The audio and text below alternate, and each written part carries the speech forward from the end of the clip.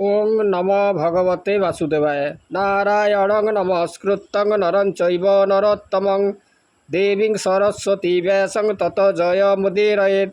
मूकं करोति वाचालं पङ्गुं लङ्घयते गिरिं यत्कृपातमहं वन्दे परमानन्दमाधवं।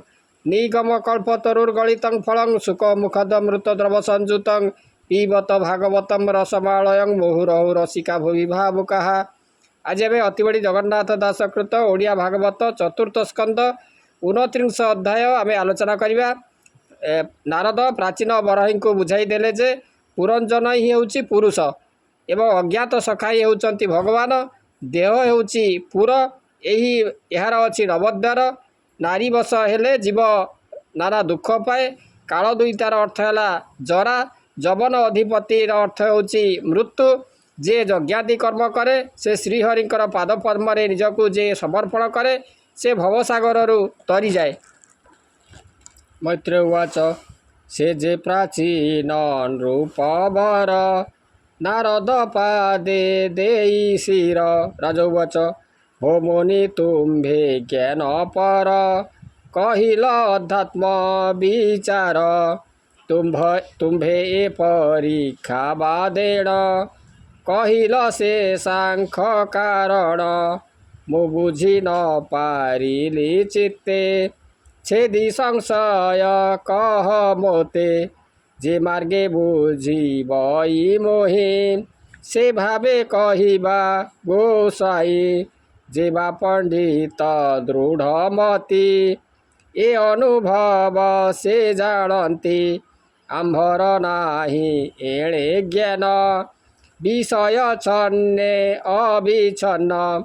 एणु न धरे ज्ञान रति विवेक नोहे आंभमति। भोमुनि फेड़ प्रतिताहा मो अर्थे कह पुण्य देहा। से पुरंजन विचार श्रवणे हेब ज्ञान मोर। शुणी नारद महारुषि ता भावे कहन्ति विशेषी। नारद उवाच शुण राजन सावधान कहिबा ए परख ज्ञान। पुरुष पुरंजन जेहु कर्मर पुर कला सेहु।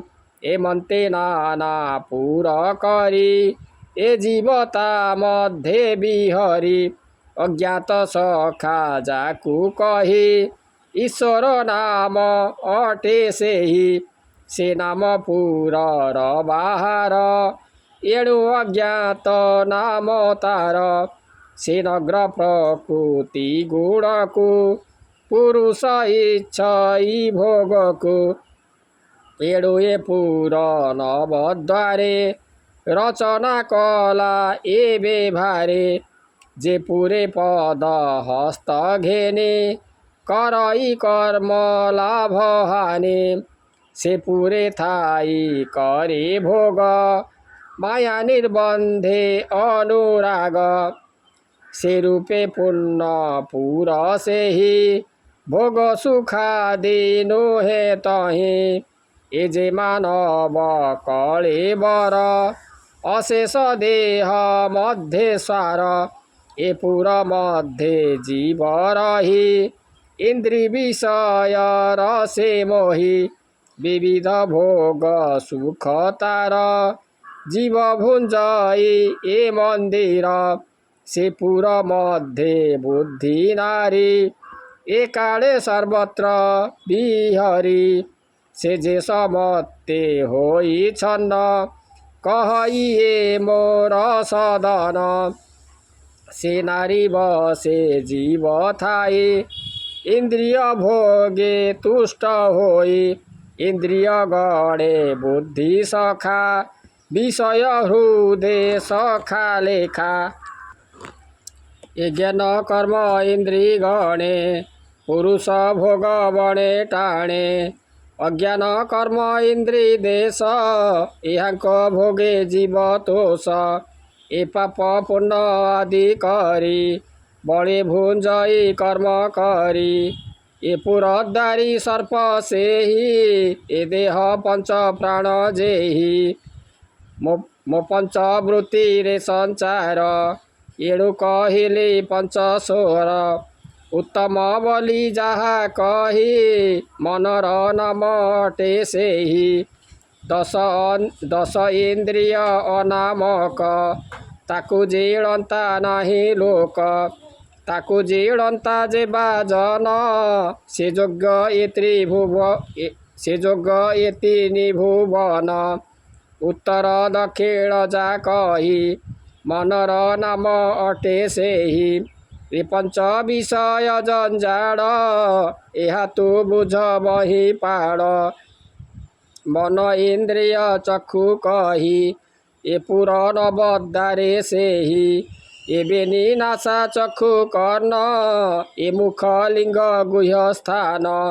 यहाँ नवद्वार कही इंद्रिय गण स्थान एहि ए संगे जीवर गमन विषय कले आस्वादन ए चक्षु मुख नासा तार ए पूर्व मुखे पंचद्वार उत्तर दक्षिण जा कही ए पूर्व नवद्वार सेहि पश्चिम बेनी भागद्वार ए लिंग गुह्य नृपवर ए नवद्वार रे निर्मित जेझा विषय आस्वादित से बेनी आत्मा देव हरि एक आर एक आग सरी खद्दत आदि मुख दुई चक्षुर नाम ए अटई से बेनी दारे पुरंजन करई रूप संपादन नलिनी नलिनी जे दुई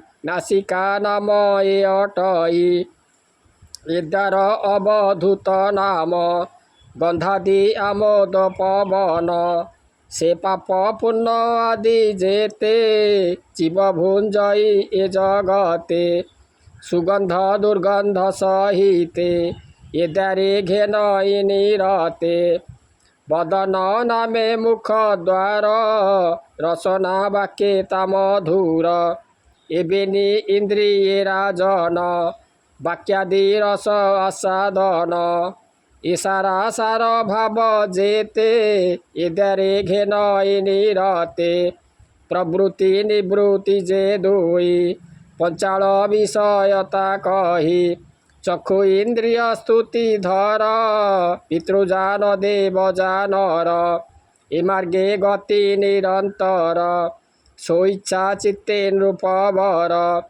आसुरी लिंग द्वार स्थान दुर्मद उपस्थर नाम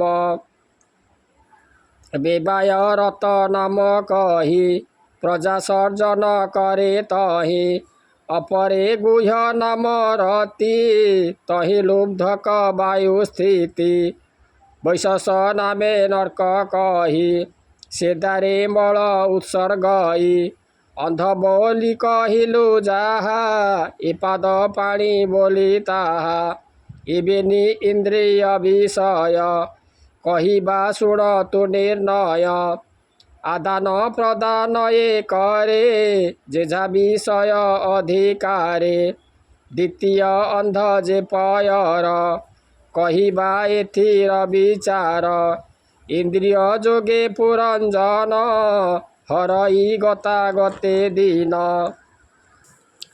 अनंतपुर बोली जाहा हृदय पुर बोली ताहा विसूची नामटी ताहार एमंत नाम नृपवर ताबसे थाई ए पुरुष भजई हरस विरस से गुण सका सुतरई बुद्धि जहि के चलिबई ताबसे पुरुष अधीन करई नाना कर्ममान ए देह रथ स्वरूपेण तोते कहुछि नृपराण ए रथे अस्वरूप होई इन्द्रिय गणेछन्ति रहि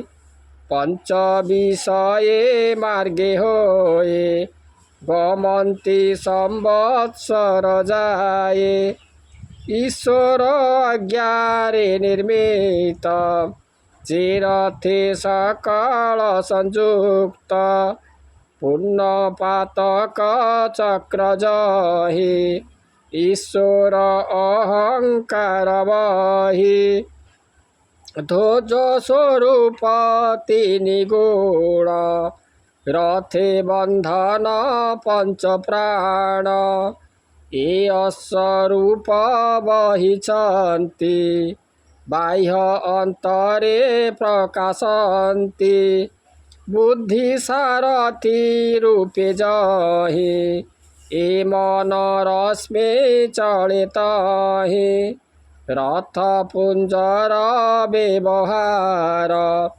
इंद्रिय विषय ताहार शपथ धातु आभरण तार विक्रम मत जान इंद्रिय रसे रसुथाई से मृग तृष्णारे धामय इंद्रिय अन्नाय विषय भजई मृग जाल प्राय ए संवत्सर रूपे काल चंड बेग नाम भूपाल गंधर्वी गान दिवानेशी त्रिदश षाठिये प्रकाशी ए सर्वे काल संगे थान्ति पुरुष आयु को हरन्ति काल दुहिता जाकु कही जरार नाम अटे सेहि से प्राणी रूप कांति हरे देखिले प्राणे ताकु डरे एणु ताहाकु केहि भले बरणे केहि न इच्छिले से मूल तार भंग प्राय से हुआ बरी नित्य रहे से प्राणी रूप कांति हरे मृत्यु पर्यन्ते पीड़ा करे प्रज्वल आदि जेते नर प्रवेशी नाशन्ति शरीर विविध दुःख तापत्रये पीडन्ति प्राण शेष जाए प्राण इंद्रिय मन धर्म निर्गुण आत्मार अधीन एकाम सुख लभ मात्र भुंजई दुख सुख पात्र ए मोर बोली अहंकारे बसिछु दुख निरन्तरे परम आत्मा भगवान से सर्व हेतु चैतन जावत ताकु न जानै ए भ्रमे भ्रम हे उठाई तावत प्रकृति गणरे जीव पड़े महाघोर रे गुणाभिमान निरंतर ताबसे कर्म रे सत्तर सात्विके तम रज आदि कर्म हुए त्रय विधि पुरुष जे कर्म करई से अनुसारे जन्म होई सात्विके जेबा कर्म करे अधिक प्रकाशित करे एहि त्रिलोक जसतार गावन्ति देव सुर नर राजस कर्म जे करन्ति आदरे से सुख लभन्ति पश्चाते लभे बहु दुःख ଏ ଭାବ ନ ଜାଣେ ମୂରୁଖ।